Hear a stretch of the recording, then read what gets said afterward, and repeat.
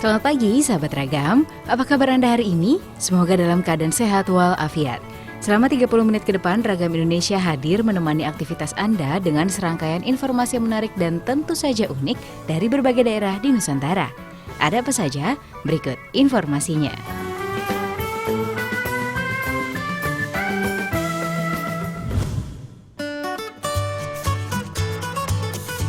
Sahabat Ragam, Indonesia sangat kaya akan ragam kulinernya. Berbagai menu makanan khas dapat ditemukan di Nusantara. Salah satunya adalah olahan kambing. Kambing telah dibudidayakan manusia sejak 8.000 hingga 9.000 tahun yang lalu. Tak heran daging kambing dikonsumsi di berbagai belahan dunia. Selain sapi dan kerbau, kambing menjadi menu daging favorit masyarakat Indonesia. Selain rasanya yang khas, khasiatnya yang konon dapat meningkatkan vitalitas pun menjadi alasan utama kambing dinikmati. Bagi Anda pecinta daging kambing, jangan lewatkan informasi yang satu ini. Olahan daging kambing yang pertama datang dari Tanah Jawara, Banten.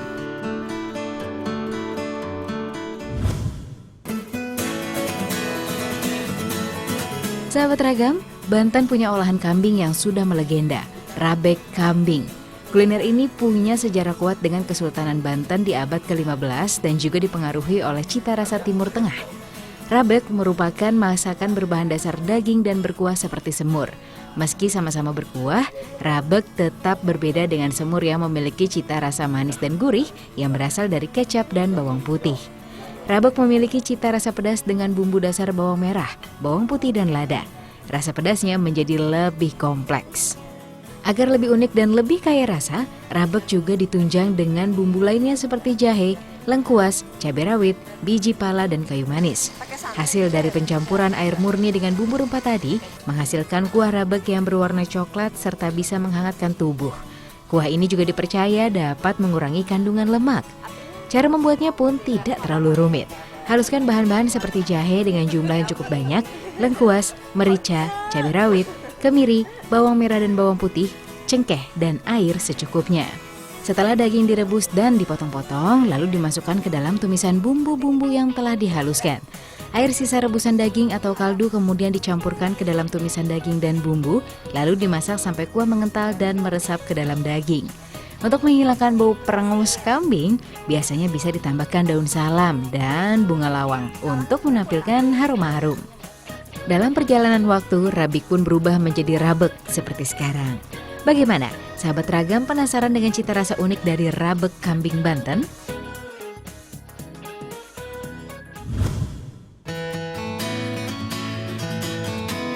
Sahabat Ragam, olahan kambing berikutnya datang dari kota pelajar Yogyakarta.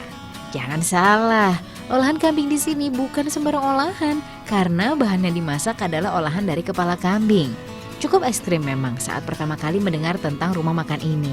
Membayangkan isi kepala kambing yang diolah lalu dimasak dengan bumbu bacem akan seperti apa kira-kira rasanya? Ini dia, warung bacem kepala kambing Haji Kirman. Warung yang berdiri sejak tahun 1973 ini memiliki banyak pelanggan setia. Inilah yang membuat tempat makan ini masih terus bertahan hingga kini. Masakan yang paling terkenal di sini adalah bacem kepala kambing.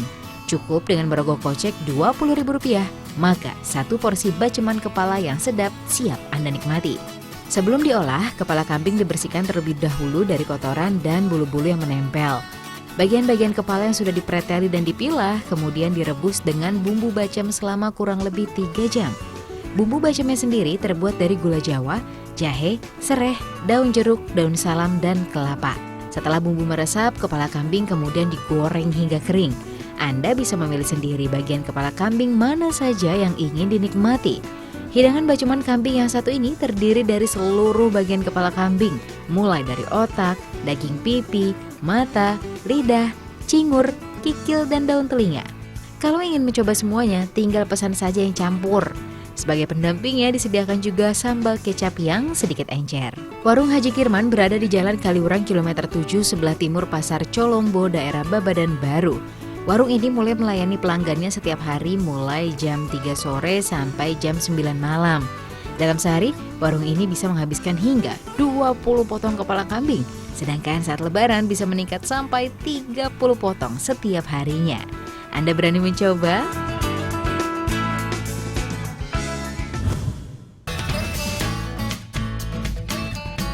Satu lagi olahan kambing yang dapat memanjakan lidah Anda, nasi mandi kambing, olahan khas Timur Tengah yang sudah akrab di lidah Indonesia. Tak beda jauh dengan nasi kebuli, nasi mandi pun diolah dengan cara memasak beras pilaf yang berbentuk panjang bersama dengan kaldu kambing. Langsung saja kita intip cara membuatnya. Pertama, siapkan bahan-bahannya yaitu cabai hijau besar, wortel, kentang, beras pilaf, dan potongan bawang bombay. Panaskan minyak, tumis bawang bombay yang telah diiris, tambahkan mentega, beri merica dan garam. Setelah harum, masukkan kentang dan wortel, lalu masukkan beras pilaf. Masukkan potongan kambing kesukaan Anda dan beri sedikit air kaldu. Terakhir, masukkan daun salam. Langkah terakhir, biarkan beras masak selama kurang lebih 1 jam. Setelah matang, hidangkan. Sajian ini asyik dinikmati bersama-sama kerabat terdekat Anda.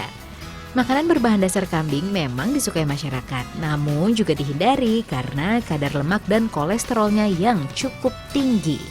Untuk itu, hindari makanan kambing secara berlebihan ya, sahabat.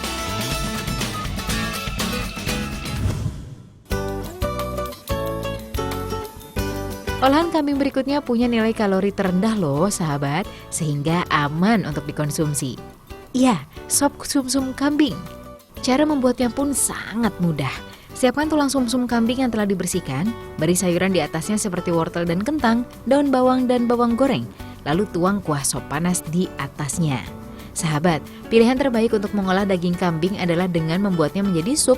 Jumlah kalori pada sup kambing lebih sedikit dikarenakan tambahan air dan sayuran yang ada pada sup. Sumsum tulang pun berkhasiat bagi tubuh. Salah satunya bisa mencegah dan mengobati osteoporosis serta memelihara tulang maupun gigi. Nah, semoga ulasan mengenai olahan kambing dapat memberi referensi untuk makan siang Anda nanti.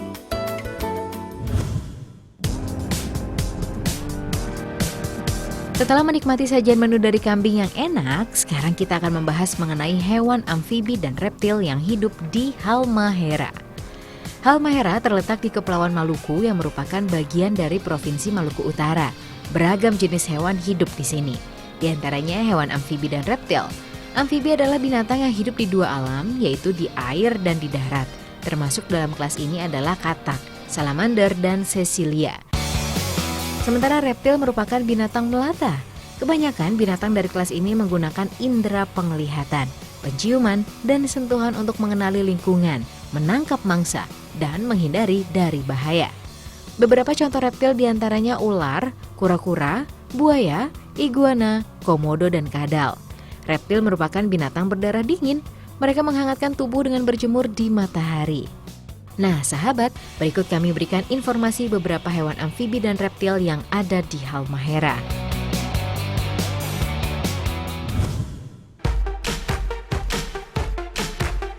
Yang pertama, ada amfibi, katak kuning atau yellow frog. Katak kuning tubuhnya diselimuti oleh lendir dan matanya mempunyai selaput tambahan yang disebut membrana nictitans yang berfungsi saat menyelam.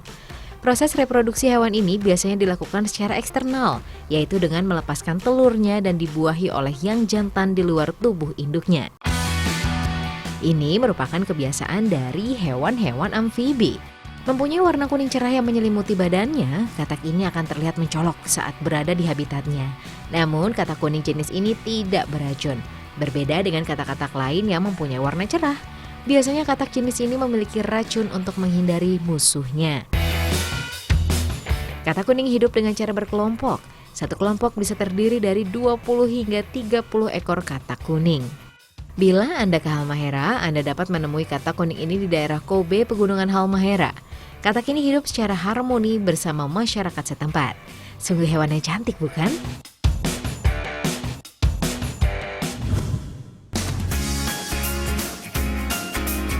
Selain katak kuning, ada juga amfibi lainnya yang masih berasal dari golongan katak, yaitu kodok batu atau saklon. Kodok ini merupakan sejenis katak besar yang sering diburu manusia untuk diambil dagingnya. Beberapa orang bahkan ada yang mengenalnya dengan kodok bangkong batu. Habitat dari kodok ini adalah di tepi aliran sungai yang jernih, mempunyai tubuh yang besar, gempal, dengan kaki yang kuat dan paha yang berotot besar. Kodok dewasa panjangnya sekitar 70 mm, namun yang terbesar bisa sampai dengan 150 mm. Hewan ini merupakan jenis amfibi yang kuat dalam hal berenang maupun melompat di daratan karena memiliki 2 pasang kaki yang pada tiap kakinya terdapat selaput renang di antara jari-jari kakinya. Ciri khusus yang dimiliki kodok batu adalah punggungnya yang berwarna coklat terang hingga kemerahan atau kehitaman dengan bercak-bercak gelap kehitaman.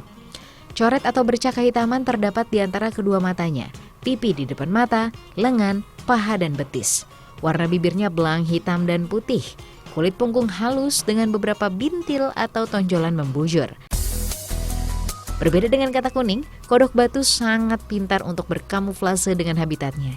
Terlihat dari corak warna dan bentuk tubuhnya sangat sesuai dengan keadaan daerah tempat tinggalnya. Kodok batu biasanya kawin pada saat bulan mati.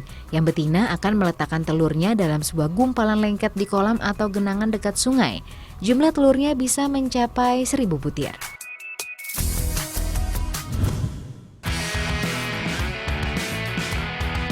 Selain kedua amfibi tadi, ada hewan yang cantik dari Halmahera yang masuk kategori hewan reptil atau hewan melata. Ini dia kadal lidah biru atau lebih dikenal dengan kadal panana. Sesuai dengan namanya, kadal ini memiliki lidah berwarna biru. Di alam bebas, satwa ini banyak dijumpai di Papua, Papua Nugini, Tasmania, dan Australia. Selain keindahan warna lidahnya, blue tongue menjadi incaran kolektor karena kulitnya memiliki corak dan perpaduan warna yang apik. Kulitnya memiliki perpaduan warna antara coklat dan hitam dengan garis penyekat putih yang tegas di antara kedua warna itu. Sedangkan ekornya berwarna putih. Tiap daerah memiliki corak dan perpaduan warna yang berbeda. Jadi bisa dibedakan mana kadal lidah biru dari Papua dan mana yang dari Halmahera. Kadal lidah biru berkembang biak dengan cara melahirkan. Sekali melahirkan bisa menghasilkan 5 hingga 14 ekor. Induk betina bunting selama 3-5 bulan. Kemudian melahirkan anak yang rata-rata panjangnya sekitar 13 cm. Saat dewasa panjangnya bisa mencapai 40 hingga 60 cm. Reptil ini sekarang banyak dijadikan sebagai hewan peliharaan. Meski mengeluarkan suara desisan, blue tongue merupakan piaraan yang jinak dan mudah dipelihara. Dianjurkan memelihara 1 ekor saja karena blue tongue sering bertarung. Di sejumlah pet shop, kadal ini dijual dengan harga bervariasi mulai dari Rp175.000 hingga Rp350.000 per ekor. Anda tertarik membelinya?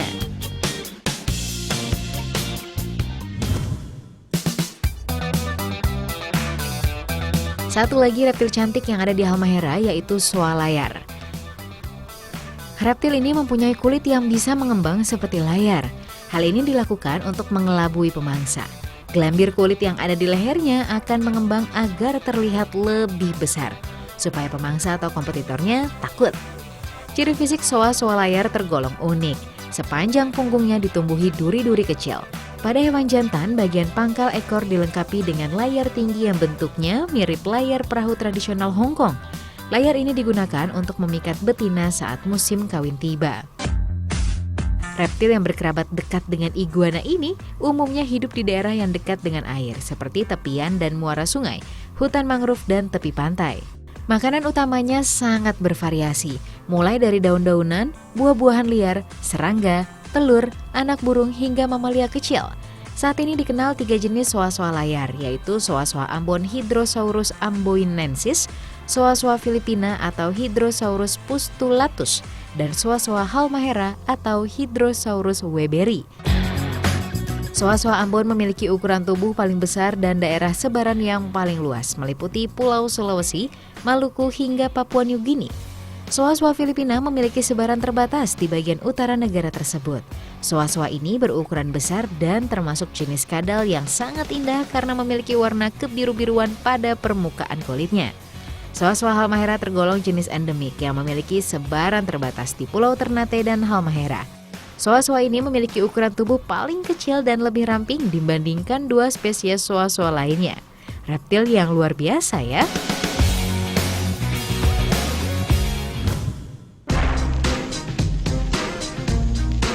Nah, puas melihat hewan unik dari Halmahera, kini saatnya melihat aneka olahan mie asli Indonesia. Sahabat Ragam doyan mie kan?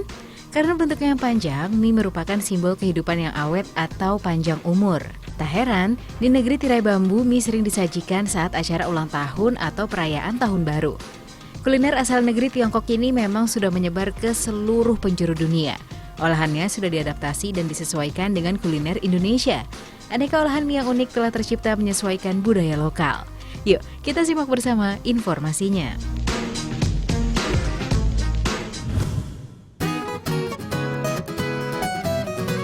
Demam timah pada abad ke-18 telah membawa berkah bagi masyarakat Pulau Bangka. Pasalnya, masyarakat Cina Hakka dari Guangdong selain membawa teknologi penambangan timah, mereka juga membawa kebiasaan dan tradisinya, yaitu makan mie. Maka dikenallah mie Belitung. Akan tetapi bila Anda ke Bangka, maka ada varian mie lain, yaitu mie Koba yang namanya diambil dari salah satu kota di Bangka sebagai tempat asalnya.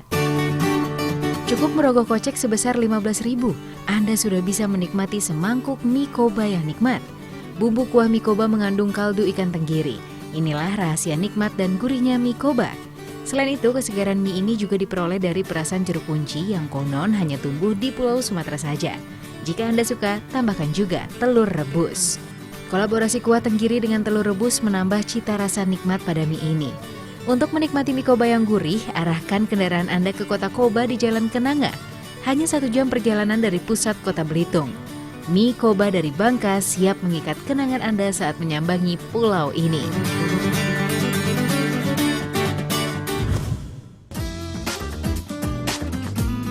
Sahabat Ragam, kuliner di Aceh memang unik. Salah satunya mie Razali. Lokasinya berada di kota Banda Aceh, tepat di Jalan Panglima Polem yang konon sudah ada sejak tahun 1967. Sepintas mie Razali sama dengan mie pada umumnya.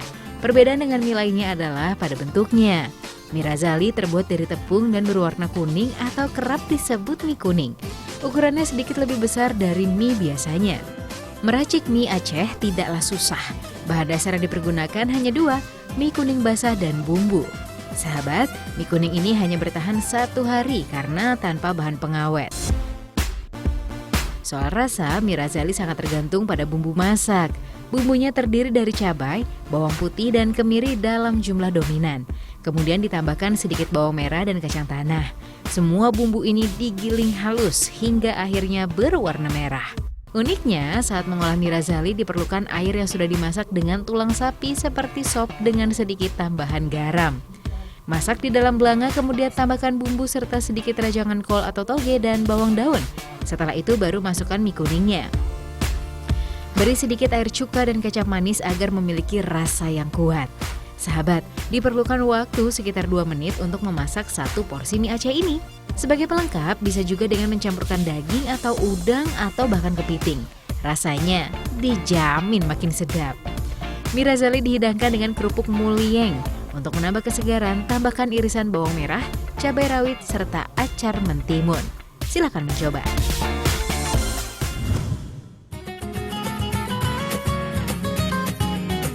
Sahabat Ragam, mencicipi kuliner khas kota yang dituju adalah salah satu agenda wajib saat traveling ke luar kota. Tak terkecuali bila Anda menempuh perjalanan di sepanjang Pegunungan Dieng. Di daerah ini ada salah satu kuliner khas yang cukup populer, namanya mie ongklok. Salah satu warung mie ongklok ini ada di Longkang, Wonosobo. Menurut warga sekitar, mie ongklok Longkang merupakan mie ongklok generasi pertama di Wonosobo. Tak sekedar menjadi pelopor, kelezatan mie ongklok Longkang pun kabarnya telah menyebar ke negara-negara di Amerika, Asia, serta Eropa. Tokoh-tokoh nasional juga tak ketinggalan kecanduan mie asal Wonosobo ini, salah satunya Pak SBY. Mie ongklok pertama kali dibuka di Wonosobo pada tahun 1960. Berawal dari seorang kakek yang berjualan mie ongklok dengan dipikul, namun sayangnya kakek ini tidak bertahan lama karena alasan yang tidak diketahui hingga sekarang. Tak hanya lezat, mie ongklok ternyata memiliki arti sendiri. Disebut mie ongklok karena sebelum disajikan, mie ini diramu dengan sayuran kol segar dan potongan daun kucai.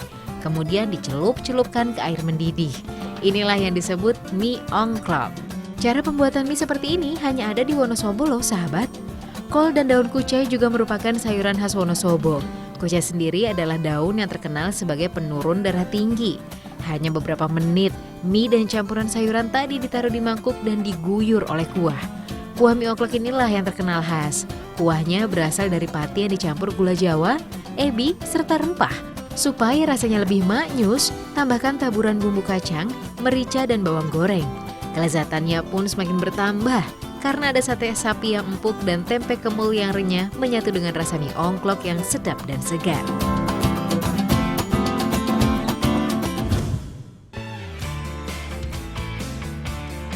Pastikan Anda tak beranjak dulu ya, sahabat, karena Ragam Indonesia akan segera hadir dengan informasi yang tak kalah menarik lainnya. Tetap di Ragam Indonesia.